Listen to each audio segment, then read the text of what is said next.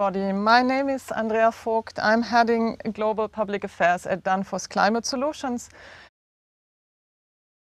This live stream from Sonderborg, which is, as I heard this morning at the IEA conference, the capital of energy efficiency. So we are very proud to be here and also very happy to have three very good speakers who will enlighten us on energy efficiency, on technologies, on sector integration and also on renewables.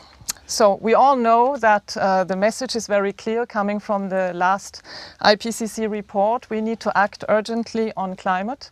We also know that we need to act urgently on energy. So therefore, I think we'll have a very timely discussion, starting with Rana Adib, who is the Executive Director of REN21, and who will give us her perspective on the development and the increase of renewables over those last years, and the outlook also, whether you think, Rana, is this enough? Is it enough to tackle the climate crisis? How do you see this development from your perspective? And perhaps you can also say 2 words about REN21. Yeah, thank you very much, Andrea, and very excited to be here with you.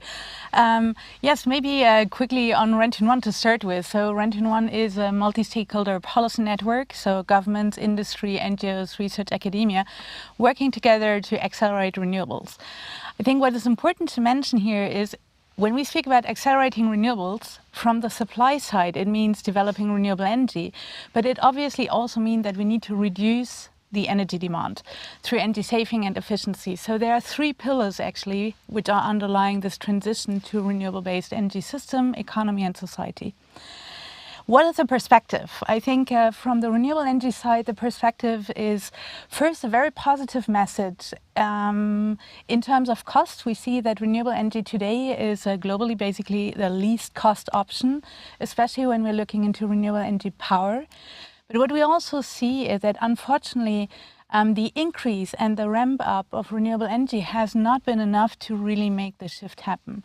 When we are looking at the total global final energy demand, we see that over the last decade, the share of renewables has moved from 8.7% to 11.2%.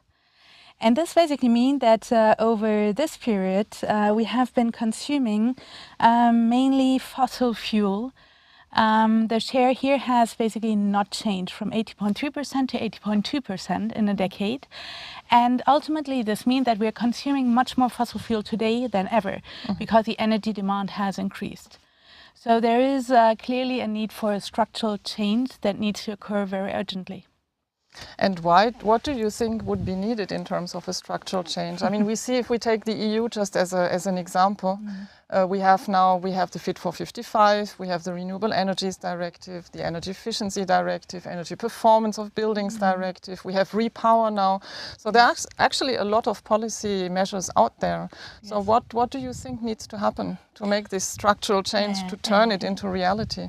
I think there are what we see is today the efforts in renewable energy and efficiency are not enough. Just as a reminder, fossil fuel is responsible for 75% of the CO2 emissions. So one clear message is we need to phase out fossil fuel production and use of it. And that is something which is indeed not an easy task because we are operating in an economy, in power dynamics and in policy system which has been centered around fossil fuel. This means, however, that we need to ban those, and the reality is that 115 countries worldwide are still subsidizing fossil fuel. So I think there is one message which is clear: phasing out fossil fuel needs to happen and creating the right enabling framework. Another structural problem is when we're looking into the different sectors, that we see that most of the advancement occur in the power sector, and the power sector, however, is only responsible covering more or less 20% actually of the total final energy demand. When we're looking into heating and cooling, we have a share of renewable energy of 10%, so heating and cooling for buildings and industry. And that's global, I think. That's global, yes. And in transportation of only 3.7%. And I think this is actually what also we see in Europe today. We need economy-wide planning, infrastructure planning, policies, regulatory frameworks, but we also need to have sectoral strategies here that are really anchored because the needs the market realities and the economics are very different from a sector to another. And how do you see then the interplay? We heard this morning our CEO Kim Fausing say that energy efficiency and renewables need to go hand in hand. So how do you see this interplay between the two if you look at sectoral policies, as you were just saying?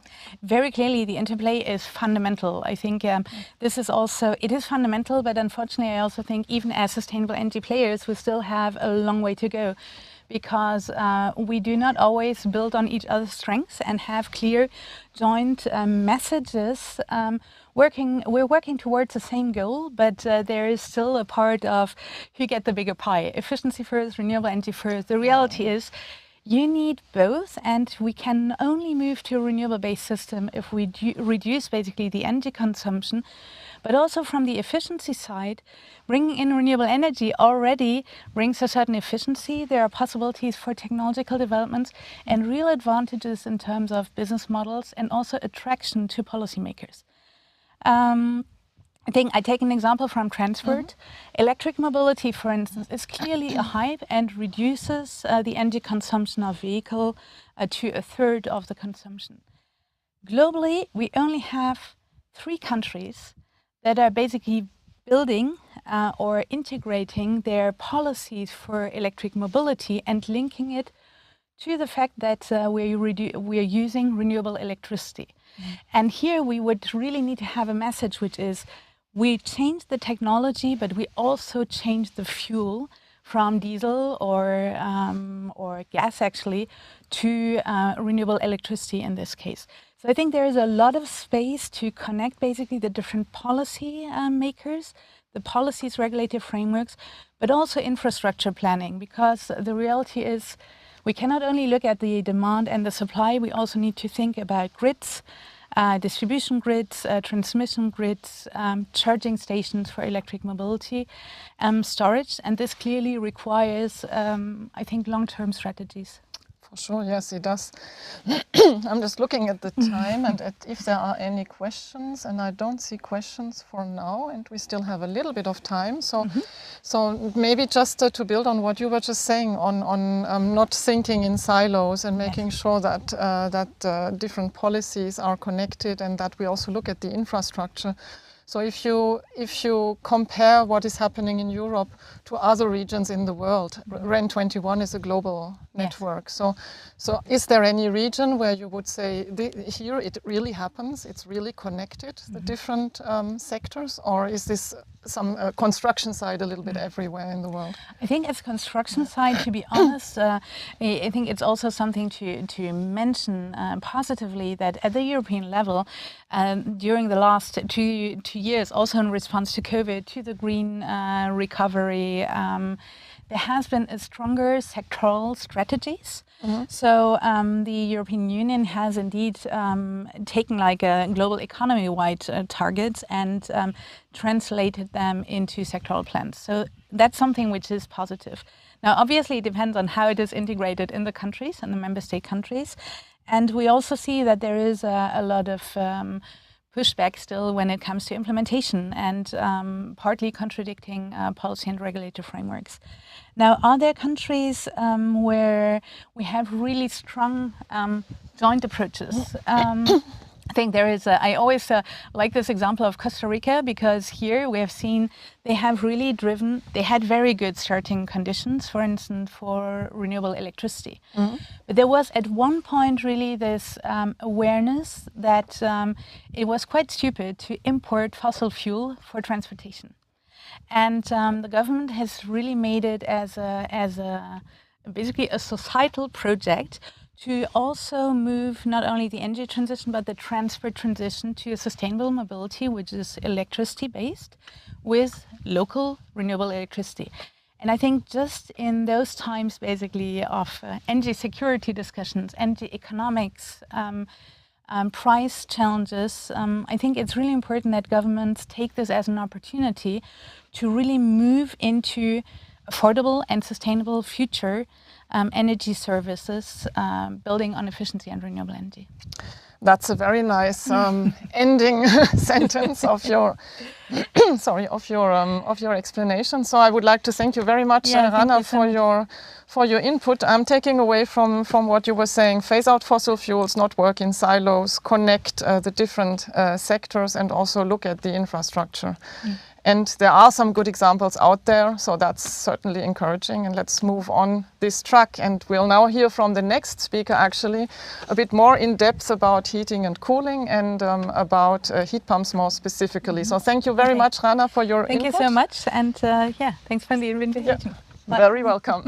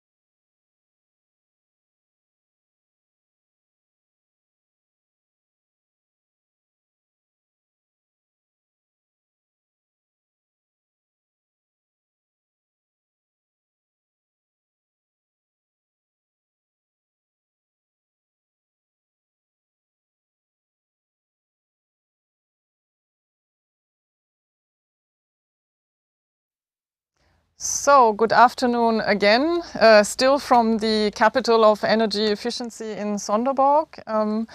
I have the pleasure to introduce our next guest to you, which is Thomas Nowak, who is the Secretary General of the EHPA, which is the European Heat Pump Association. Very pleased to have you here, Thomas. We just heard from Rana about the importance of phasing out fossil fuels. We also heard that it would be important to connect different sectors and not think in silos, and to look at infrastructure. So my question to you, as you're coming with a heat pump background and have been in this field for a very long time, how do you see the deployment, the development of heat pumps as a solution to tackle the decarbonization of heating and cooling? Do you think this is going the way it should go? What are your insights from this specific sector? And perhaps you can say something also about connecting it with others, if there is something to add. There is a lot to be said. We are positioning heat pumps at the moment as a system integration technology, because that's what it is. It bridges very nice the vectors between electricity, heating and cooling. Even if you look inside the heat pump system, then this combination of providing heating and cooling at the same time is something that needs to be used more, because every time you have cooling demand, you create a waste stream. The question is, what am I doing with that waste heat? And I think that comes to the heart of Danfoss, is to say, how can we use that efficiently, and can we deploy this heat either in the same building or in small energy grids, or even in big district heating grids to provide heating. And by that we could cater to this idea of a net zero by saying that we can run buildings and whole cities basically on the waste heat and on the additional energy input of the compressor. If we look at what is happening, then the times are as challenging as I've never experienced them. We see in the last year, in 2021, that nearly 2.2 million heat pumps were sold in Europe. And for us, that includes those that are used for heating, the hot water heat pumps, and it includes air to water and geothermal solutions. It also has a bit of an input from big heat pumps, industrial style and district heating, even though the data situation is not as good as it is. Is it developing as we would expect? Well, sometimes you have to ask what you have to think and consider what you wish for, because obviously we always wanted these 20% growth. Last year was plus 34%. We see now that we are running into a supply shortage. Some of the components are sitting in containers in Shanghai. We see that some of the installers have not started to educate themselves, so they cannot deliver to all the requests that they're receiving. And obviously, due to the war waged by Russia on Ukraine, we have the situation that more and more people are becoming very, very sensitive towards the need to change their heating system. And so demand is increasing. Where installers had 1 request per week, they have now 5 requests per day. And I expect that they will also start to think that they have to retrain themselves, reskill themselves, so that they can deliver. But why are you saying they have to retrain themselves? Is there something new coming? Or is it just the fact that they have to switch from fossil fuel boiler technology to heat pump technology? Yeah, it's just that. So it's switch basically. It's not. I wouldn't agree when people say we have an overall installer shortage. We have enough installers that can, in principle, do the job, but they're of course very occupied with heating systems, which is only a small part of their daily work. And bathrooms and spas and whatever else, kitchens, what people want. So there's demand for many more things that require an installer than only the heat pump or the heating system. If we would simplify things and say, okay, can you maybe wait with your bathroom renovation and just allow 2 more people have a heat pump, then that would work. And you need about 1 week of training, retraining to achieve that. But then, of course, overall, no, that's not the problem. But overall, if we look at the political spectrum and we have the Repower EU communication and the package that is out, it's a lot of small measures that are now delivering towards a more agile heat pump market. But it's also it creates a necessity to more than double heat pump sales. And overall, the heating market will also have to increase. And then, and this is luckily not tomorrow, but then we will need more installers. So there's actually a call for people that don't know what to do with their future. The heating and cooling segment is attractive. And that starts with installers, that continues with electricians, plumbers, but also in education, in university level education, mechanical engineers, architects, and IT, of course, because system integration, that's how we started, is something the heat pumps will become active nodes in the grid. Yeah, and that's also about the bridging the gaps between the sectors, in fact. But why is it then, I mean, heat pumps have been around for forever. I mean, forever, not forever, but for a very long time. So if I listen to you, you see this sort of explosion of the market and it's being pushed by policy, etc. But why hasn't that happened already? I mean, it's a great technology, it's mature, so what is the problem? But it has happened quite continuously, at least since 2015. Not on the same level than today. But in 2015, we didn't receive the same recognition from policymakers, and the industry developed nonetheless because of the inherent benefits. But now we're in a situation, I think there is a number of factors that are triggering. Of course, the war is one that triggers sensitivity. But then we also see the fast build-up of green electricity from wind and solar. And that requires some sort of demand-side flexibility, and heat pumps can deliver to that. I am talking to people that say, if we want big heat pumps in our district heating system, we need big heat pumps that have a very clean electronic footprint, so that if we switch them on, we know exactly how much electricity they will take, so that we can really use them to follow the supply curve. And that's specifically relevant here for Denmark, where wind energy and exactly, where you can build much more wind, you can increase the utilization factor of wind if you have more demand-side flexibility, and heat pumps can cater to that. Together with electric vehicles, of course, together with smart tariffs for households, building information systems, and so on. Yeah, definitely. I'm just seeing there is a question coming in.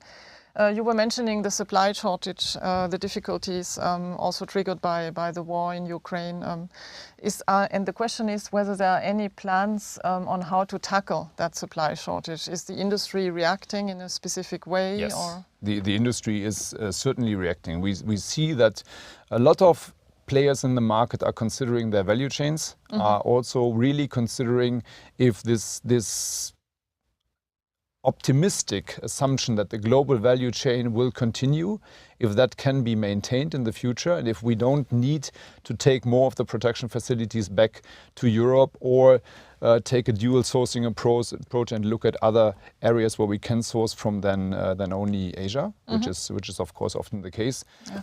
You have probably heard that the Biden-Harris administration has invoked the Defense Production Act, and so they want to push the deployment of photovoltaic heat pumps, electrolyzers in the US, and that is a bit of an indication that we will look more locally what we can do from our own capacities and where we really need to have this international cooperation. Personally, I think that if the COVID pandemic is sorted halfway and these global development delivery chains work again, that will do one part, but also the build-up of capacity in Europe. So in 2 to 3 years, I do think that we can come back in more calmer waters. Of course, pending that nothing else happens. Yeah, I mean, yeah, these are uncertain times. I would say so for sure.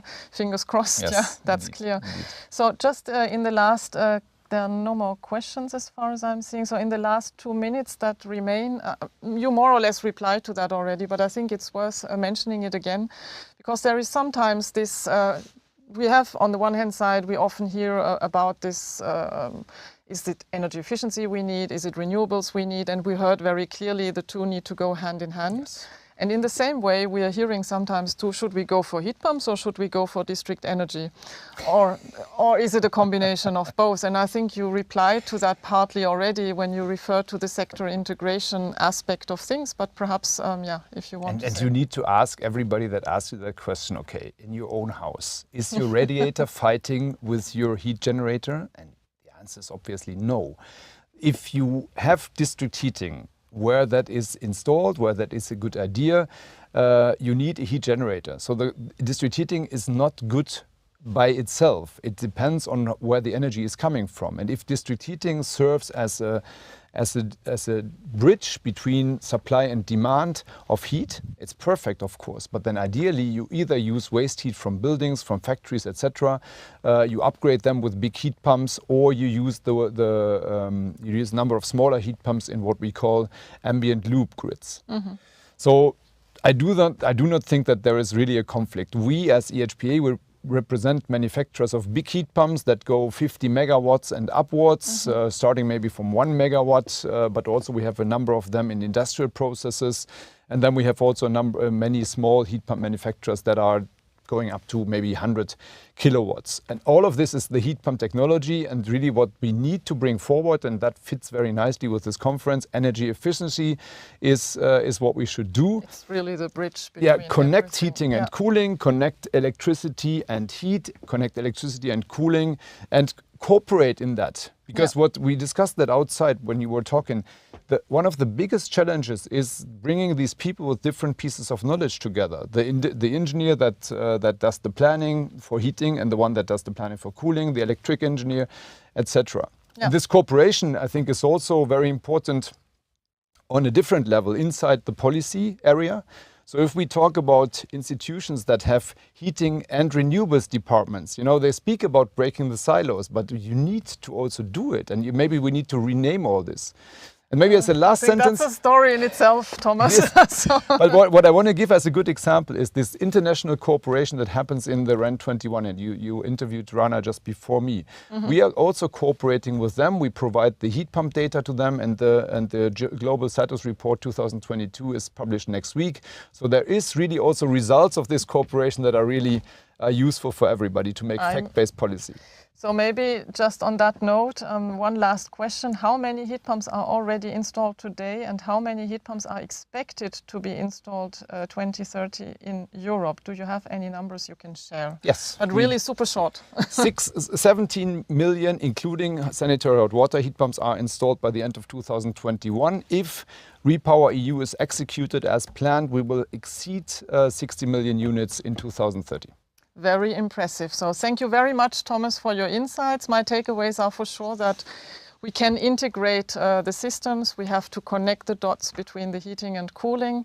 We have a great technology which is out there, whether it's small heat pumps or big heat pumps. There is no competition with district heating. Rather the opposite, it can really be connected to each other. And that will also bring me to the last speaker, who will more specifically speak about the sector integration side of things. But for now, thank you very much, Thomas. As always, super entertaining and very insightful.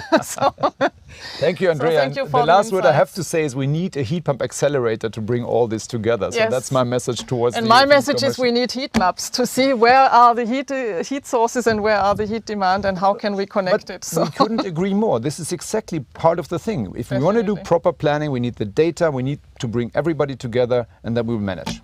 Absolutely. Thank you.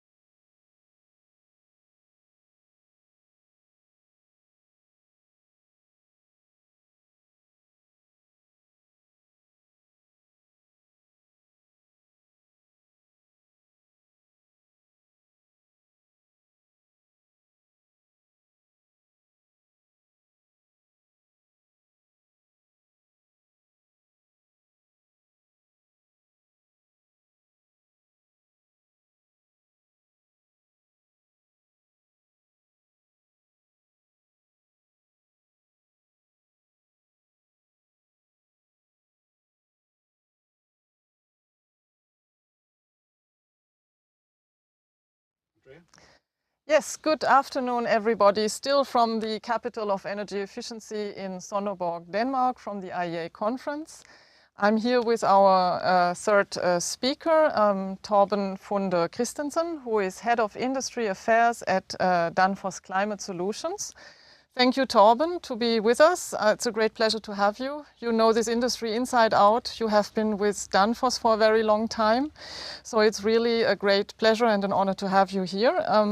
We heard a lot about energy efficiency. We heard a lot about renewables from the previous speaker. Thomas was from the EHPA, was more speaking about the heat pumps specifically, and was already alluding a little bit to the part of sector integration and how we can connect the dots also between heating and cooling and breaking the silos between different sectors.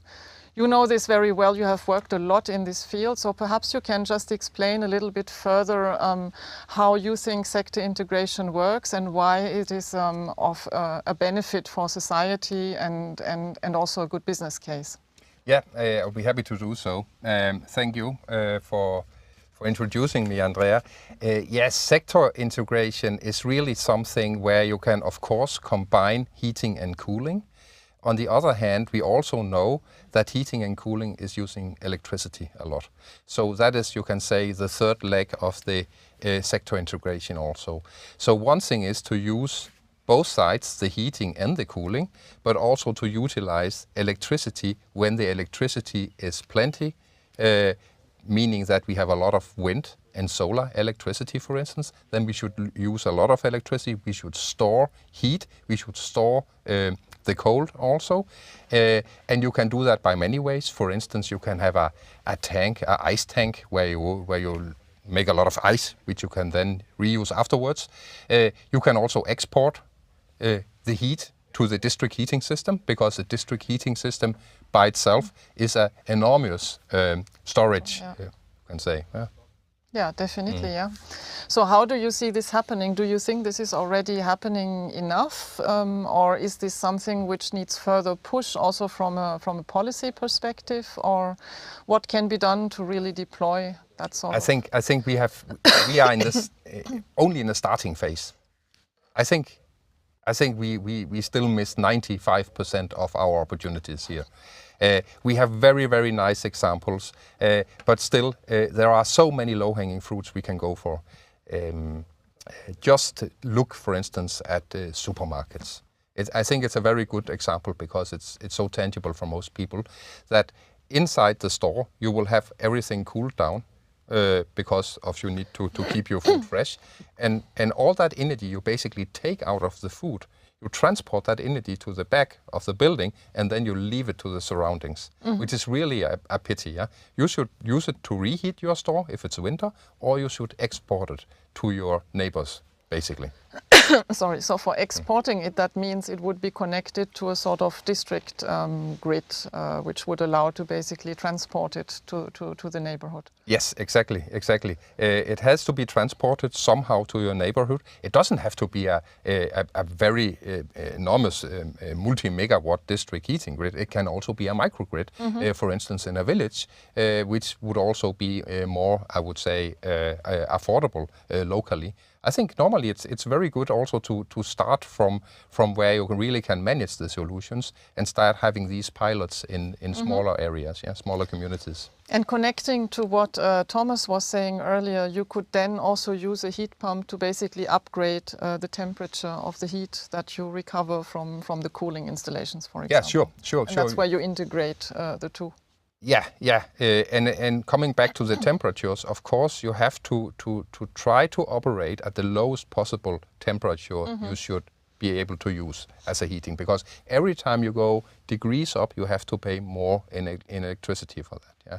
But I think we have an enormous potential here. If we look in the world, 20% of all our electricity is more or less running through a compressor, either providing cooling or heating. Yeah? And we are used to only use the one side of that compressor. We should use both sides.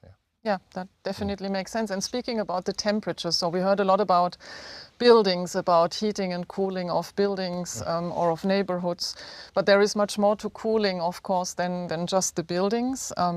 We heard a lot today also in the dedicated panel about the cold chain as such, the importance of expanding the cold chain. So perhaps you could tell us also a little bit from your perspective and taking it really to a global level, not just looking at Europe, on where you see the challenges of expanding the cold chain, what needs to be done to really make this happen, and what's also the benefits of having a cold chain in place, specifically also in developing countries. Yeah, just to start from what you said at the end here, the cold chain is actually very, very old in principle, much older than comfort cooling. Cold chain is really about trying to keep our food fresh as long as possible. And to keep the nutrition value in the food also. We have done that for more than 100 years actually, with the processes we know today. Of course the processes become better, but energy efficiency has really increased here also. Having the cold chain is preserving food, and you avoid loss and waste of food, which is extremely important, because every time you have one piece of food, it represents CO2 emissions. You have used water, you have used land, you have used a lot of energy for basically growing that food in the fields. So when you waste it afterwards, you have to throw it away. It's really, really a pity. It should not be able to happen. And on top of that, then you also have the population growth. So we even need more and more food.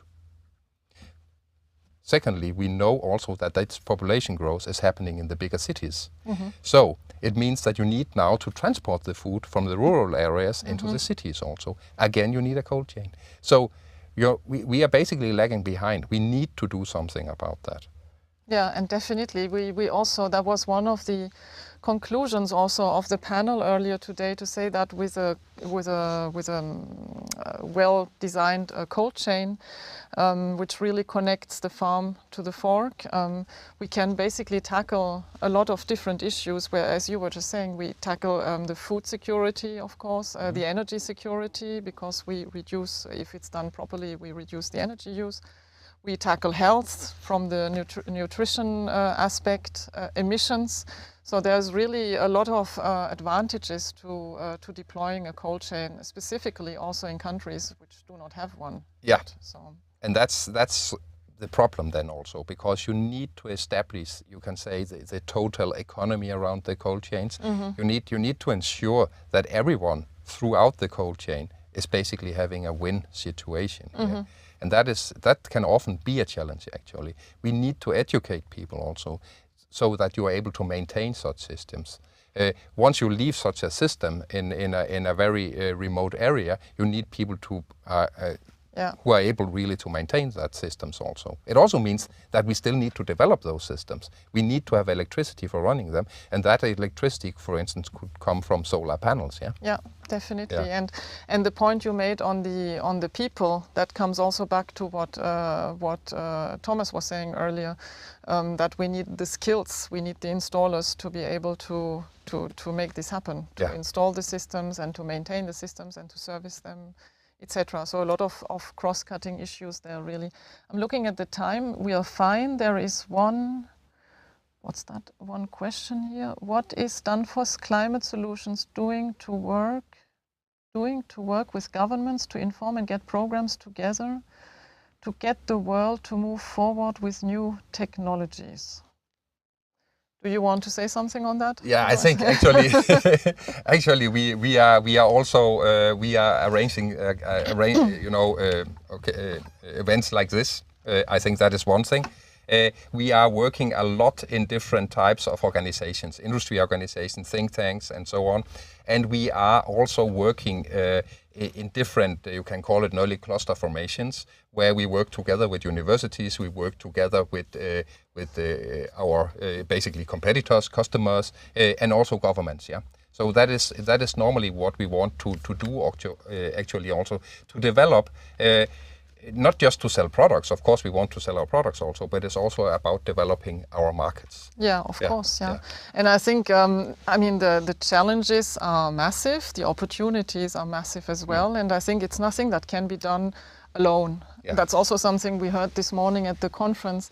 It's really a question of teamwork, of joining forces with others, of working together, of, from a Danfoss perspective, providing the technologies to others as well, and really come out with something that is able to tackle those different aspects that we are facing. So I think we are coming to the end of this session. If I'm summarizing that, we heard a lot. We heard, to say it again, we heard a lot about energy efficiency. Obviously, we are here at the capital of energy efficiency and at the Energy Efficiency Conference. So energy efficiency really a top priority, specifically in the short term. It will also help bridging a lot of gaps. It goes hand in hand with the deployment of renewables. We should not work in silos, but really bring it all together, make sure that we use the synergies between all those different applications and sectors, and make sure that we bring the benefits of heating and cooling and of a cold chain really everywhere where it is needed, because it ticks so many boxes. It really ticks so many boxes: energy, food, health, emissions, biodiversity, even to a certain extent. So it's really heating and cooling, a very cross-cutting issue, and energy efficiency really the enabler to make it all happen. So thank you very much, Torben, for your insights as well. And with this, we end this live stream. Thank you very much to the audience for having listened to us. And of course, always here to answer questions if there are any questions. Thank you. Thank you.